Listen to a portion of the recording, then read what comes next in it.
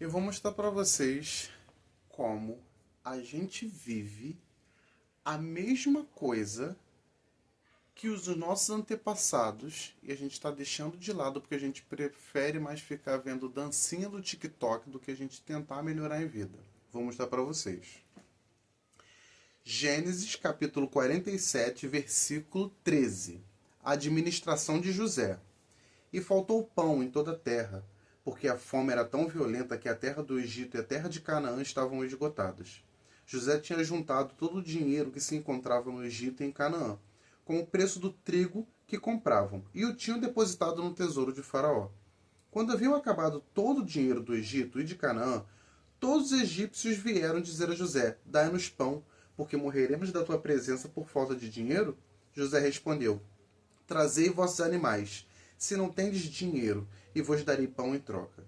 Trouxeram, pois, seus animais a José, o qual lhe deu pão em troca dos cavalos, dos rebanhos de ovelhas, dos bois e dos jumentos. Dessa forma, naquele ano, forneceram-lhe pão em troca de todos os seus rebanhos. E aquele ano passou. No ano seguinte, voltaram a ele e disseram-lhe: Não podemos ocultar ao meu senhor que o dinheiro, tendo se esgotado, e nossos animais, tendo já passado para as mãos do meu senhor, não nos restam agora senão nossos corpos e nossas terras para oferecer ao meu senhor. Por que pereceremos diante dos teus olhos, nós e nossas terras? Compra-nos a nós e a nossas terras em troca de pão, e nós e nossas terras seremos escravos do faraó. Dai-nos sementes para que vivamos e não morramos, e não seja desolado o nosso solo. José adquiriu, assim, para o faraó, todas as terras do Egito, porque cada egípcio vendia o seu campo, obrigado pela fome. E o país tornou-se propriedade do faraó. De um extremo a outro do território, ele reduziu a população à servidão. As terras dos sacerdotes foram as únicas que não comprou, porque este recebia do faraó uma ração determinada para o seu sustento. Por isso, não venderam suas propriedades. José disse ao povo: Eu vos comprei hoje, vós e vossas terras, para o nosso faraó. Aqui tendes sementes, semeai vossos campos. No tempo da colheita, dareis a quinta parte ao faraó. As outras 4 partes vos servirão para semente do campo e para vosso alimento, com vossos filhos e o que moram convosco. Eles responderam: Tu nos salvaste a vida. Tenhamos graça aos olhos do meu senhor e seremos de bom grado escravos do faraó. José instituiu assim uma lei que ainda hoje está em vigor, em virtude da qual uma quinta parte da colheita pertence a faraó.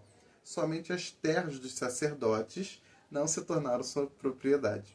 Israel estabeleceu-se, pois, no Egito, na terra de Gesem, adquiriram ali propriedades, foram fecundos e multiplicaram-se grandemente. Jacó viveu ainda 17 anos no Egito. A duração de sua vida foi de 147 anos. Vamos lá. O que essa passagem ela quer explicar para você? Até hoje, tá? Todo mundo, a população inteira, tem que dar uma certa quantidade do seu dinheiro para prefeito, governador, presidente, né, na cidade, para você poder continuar vivendo na sua terrinha, na sua casinha. A gente tinha as nossas terras, a gente era só dar glórias a Deus, entendeu? E continuar na nossa vida. Só que as pessoas preferiram se escravizar para o faraó para poder ter pão. Onde eles poderiam ter, ao menos, ter pedido para Deus, ter acreditado em Deus. Mas eles preferiram a forma mais fácil, que foram ter dado todas as suas riquezas para outro ser humano e aquele ser humano ditar como seria a vida daquelas pessoas. As únicas pessoas que não venderam seus terrenos, que não vendeu seus corpos, a sua alma, foram as igrejas. Porque o faraó dava uma ração para eles. Você está vendo como até hoje isso existe? Por quê? Igreja Católica, Igreja Universal, Igreja Assembleiana, Igreja isso, Igreja aquilo, não paga imposto. Eles não pagam imposto. Quem paga imposto somos nós. E eles têm casa. Se a gente fizer uma casa de 2, 3 andares, a gente paga imposto mediante o tamanho da casa. Mas se você vê as igrejas elas são enormes, infinitas, gigantes, que eles falam que Deus, quando vier, vai vir na casa deles. E eles não pagam imposto por causa disso. Para você ver, o que aconteceu antigamente acontece até hoje do que nós tentarmos aos troncos e barrancos ser pessoas melhores e dar a nossa vida, a nossa alma para Deus, para que Ele possa mudar os conceitos da nossa vida, nós preferimos sempre dar o que a gente tem para outras pessoas intitular o que é certo na nossa vida. Você está vendo? A gente nunca procura Deus. A gente sempre quer que outras pessoas ditem o que é certo e o que é errado. Isso vai nas igrejas aos domingos, isso vai nas festas onde as pessoas elas ditam o que é certo e o que é errado. Sempre existiu isso da gente achar que as outras pessoas elas podem ditar o que é certo da nossa vida. Do que a gente simplesmente procurar os ensinamentos de Deus, procurar o que é certo, porque Ele vai dar pra gente a paz que a gente tanto necessita aqui na Terra, mas a gente prefere sempre dar um pouco que a gente tem para outras pessoas escravizarem a gente.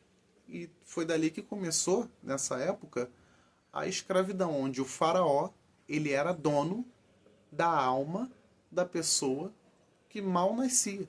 Se ela nascesse, ela já era do faraó. É a propriedade do faraó. E a gente vive até hoje esse tipo de coisa. A gente tem um terreno, porque o mundo é de Deus, correto? É de Deus. E Ele deu pra gente de graça. Vai, gente, vai viver, vai brincar aí de jardineiro, vai montar casinha, vão viver um do ladinho do outro, sendo pessoas bondosas, amorosas. Pegue na mão do outro quando um estiver necessitado. Era dessa forma que a gente deveria viver e existir. Só que tá aí uma amostra como a gente vive do mesmo jeito como na época de Faraó. Só que a gente não tem faraó, né? A gente tem prefeito, presidente, governador, deputado federal, deputado estadual, isso aqui, aquilo outro, que eles ganham muito dinheiro por às vezes não fazer absolutamente nada. Você tá me entendendo? Você conseguiu compreender? Você já parou para pensar sobre isso? Então, até quando você vai deixar que um ser humano dite a sua vida? Você precisa ser uma pessoa melhor, modificada, onde Deus, onde Jesus é a cabeça da gente e a gente o corpo mediante os ensinamentos dele. Gente, vai ler a Bíblia, pelo amor de Deus, porque isso vai abrir portas para vocês, vai abrir a sua mente. A gente vai parar de ser escravo do ser humano, aonde Deus não dá essa opção da gente ser escravo dele. Ele mostra que nele a gente vai ter vida, que a gente vai ter paz, que a gente vai ter mansidão. Basta olhar para ele e ver que ele é a saída, que Jesus é a saída, que Jesus é o caminho, a verdade e a vida. Tentem ser pessoas melhores. Olhem para Jesus. Não olhem para outras pessoas, que isso é idolatria. Ah, mas olhar para Jesus é idolatria. É muito melhor você olhar para Jesus e idolatrar Jesus, onde ele vai te dar um mar de vida, do que você olhar para alguma outra pessoa que não vai te dar absolutamente nada. Já parou para pensar?